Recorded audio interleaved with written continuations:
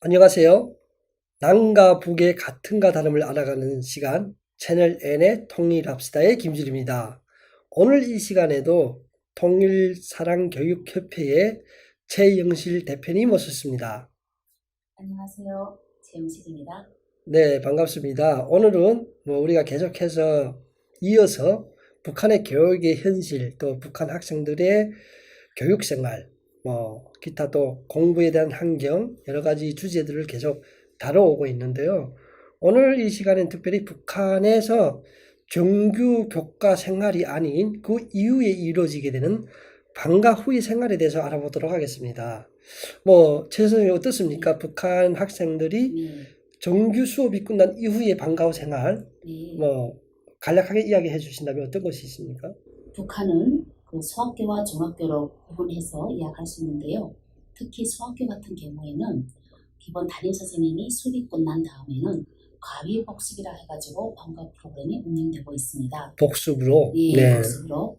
그런데 학교 계획에 따라서 과외 체육이라고 해가지고 전교 학생들 다 나와서 한 시간 동안 체육 활동을 하거든요. 그리고 체육 활동이 끝나고 나면 그다음에 또 교실에 들어가서 담임 선생님이 교과 수업에 대한 국어라든지 수학, 영어를 가르쳐서 담임이 그 학생들의 성적을 책임지는 이런 시스템으로 운영되고 있습니다. 그러면 혹시 저희가 학교 다닐 때 추억엔 또 어떻게 되냐면 소조별 단위의 네, 음악 소조면 음악 소조, 네, 미술 소조면 미술 소조, 네, 체육 소조면 체육 소조 이런 소조별 단위의 네. 방과 후 프로그램들이 있던데 역시 그거는 전국적으로 다 같나요? 북한의 교육 시스템은 전국적으로 다 같긴 하지만 실제 조금씩 학교의 실정에 따라서 차이가 있다고 볼 수 있겠습니다. 이제 말씀하신 예를 들어서 수학 서적, 그러면 수학 방과후겠죠. 그 다음에 국어 이렇게 나눠져 있지만 초등학교 같은 경우, 즉 북한의 소학교는 대부분 담임 선생님들이 다 학습을 지도한다고 보시면 될 것 같습니다. 초등학교와 고등중학교는 네. 분리가 되네요. 그럼요. 예, 그리고 중학교 같은 경우 이제 수학 서적, 영어 서적, 체육 서적, 롱구 서적 뭐 이렇게 역사, 혁명 역사 서적 이렇게 다 분리되어 있거든요. 그러면 거기에 교과 선생님들이 전공이 돼서 그 방과 프로그램을 운영합니다. 그렇지만 수학교는 담임 선생님들이 주로 이 방과 후 학습을 가르치고 있다고 보시면 될 것 같습니다. 그러니까 쉽게 이야기하면 네. 초등학교는 담임 선생님이 주로 방과 후 생활을 책임지고, 그렇죠. 그리고 중학교와 고등학교는 네. 그 소조별로 특성과 취미에 맞는 그렇죠. 특성별 방과 후 생활을 하고 있다. 네. 그러면 학생들이 그 방과 후 생활을 할 때 네. 낮에도 정규 과목들도 공부를 했는데 네. 그 방과 후 생활할 때도 또 복습이라는 미명하에 계속 공부를 시키면 네. 짜증이 나 한다거나 아니면 힘들어 한다거나 네. 아니면 그 생활에 빠져서 네. 이탈을 한다거나 그런 현상은 없나요? 학생이다 보니까 아무래도 공부 오전에도 하고 또 오후에도 하니까 싫지요, 당연히. 그렇지만 또 공부 잘하는 애들은 괜찮은데 학업에 또 뒤처진 애들 있잖아요, 따라 못 가는 애들. 네. 그래도 오후 시간을 통해서 많이 향상되는 경우도 있긴 합니다. 음. 그런데 그런 불만이 있어도 또 북에서 함부로 표현할 수가 없는 게 조직생활이 있다 보니까 생활청화 시간에 애들이 또 사무비판이라는 게 있거든요. 그러한 조직 시스템으로 운영되다 보니까 좀 거기에 대한 생활이 불만이 있어도 스스로 참는다고 표현할까요? 예, 그렇게 운영되고 있습니다. 그래요. 그러면 지금 학생들의 학습을 개진하는 데 있어서 정규적으로 배워지는 정규 과목 시간 외에 예, 방과 후 생활을 통해서 복습과 또 예습이라든가 이런 걸 통해서 하실 때 학생들의 그 진도 또 수준, 예. 성적 수준에는 영향을 많이 미치는 편인가요? 예, 그 북한의 교육에 이제 담임 선생님들이 그 학생들을 책임지는 국가가 책임지는 이런 시스템이 되어 있다 보니까 사실은 그 오전 시간 통해서 그 학생의 성적을 다 올릴 수는 없습니다. 그런데 실제 방과 후 시간까지 이 담임이 집중적으로 애들을 가르치기 때문에 성적 향상에는 많은 도움이 된다고 이야기할 수 있습니다. 확실히 성적에 도움이 된다. 그럼요. 예. 최근에 군간에 예. 우리 탈북을 해서 예. 자유 대한민국을 찾아온 우리 탈북민들의 증언에 의하면 요즘에 고난의 행군 이후 경제난 이후에 북한의 장마당이 활성화되면서 사교육 시장도 활성화가 되어 예, 있다라는 주장을 하시는 분들도 있거든요. 예. 북한의 사교육 열풍은 어떻게 되나요? 예, 사실은 북한은 이 사교육이 90년대 후반부터 이렇게 시작이 됐다고 이제 이야기할 수가 있습니다. 몰래 비밀. 그러니까 경제가 어렵다 보니까 이제 내 아예 좀 재능이 있는 애들은 뭐 아코디언 뭐 가르쳐 준다든지 또 특수하게 수학을 가르쳐서 대학에 보내고 싶다든지 이렇게 되면 학부모는 그 전공하고 있는 선생님들한테 뇌물을 줘서 사실은 처음에는 시작을 했어요.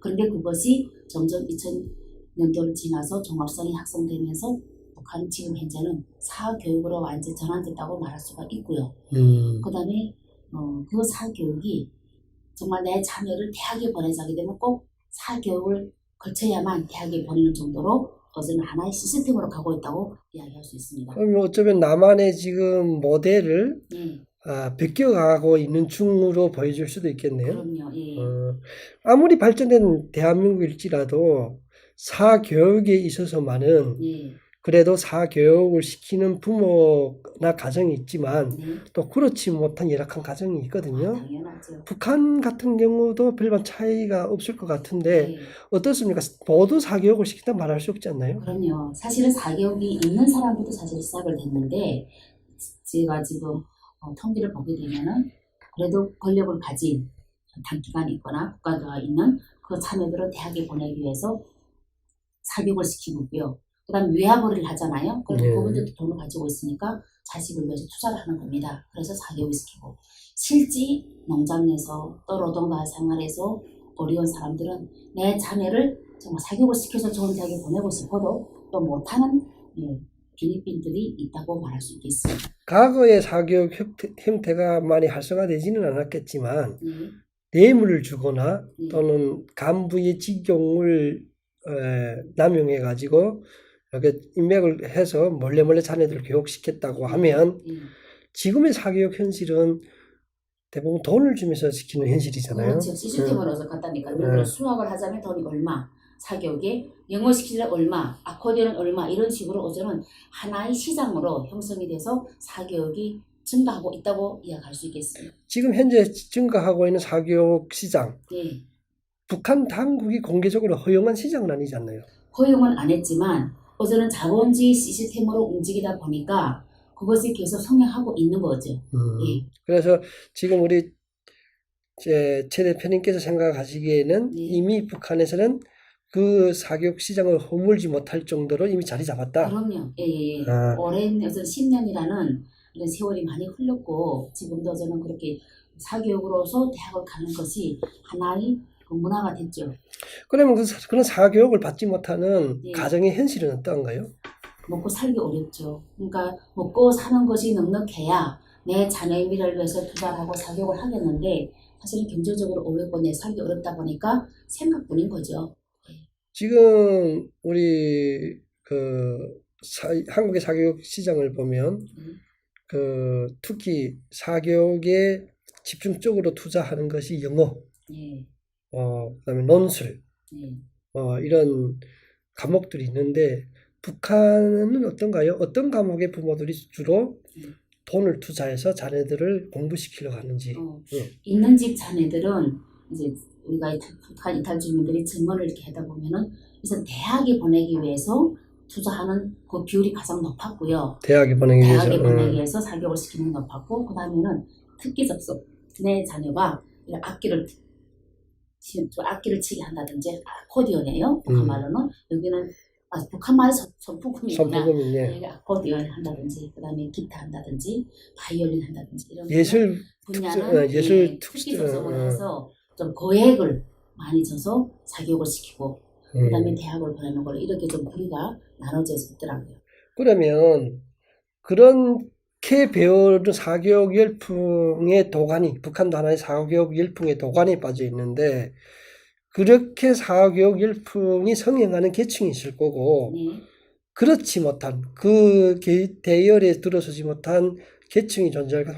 솔직히 사교육을 직접적으로 느끼면서 사는 계층 퍼센트와 네. 그 사교육의 혜택이라기보다 사교육은 못하는. 꿈도 못 꾸는 그 계층의 차이는 대략적으로 몇 퍼센트 차이가 될까요? 제가 볼 때는 한 30%는 거의 고위층, 돈 있는 사람들, 그 다음에 70%는 평민이어서 못하는 정도, 이렇게 저는 이해하고 싶습니다. 그러니까 7대3 비율이다. 네, 그러면 간부일지라도 최고의 간부거나 네, 좀 사는 집이라도 네, 중산층보다도 조금 더 중산층, 좀 더 잘 사는 중산층, 요 계층만 사교육을 네, 시킨다. 네, 그 외의 주민들은 꿈도 못 꾸고 있다. 네. 경제적으로.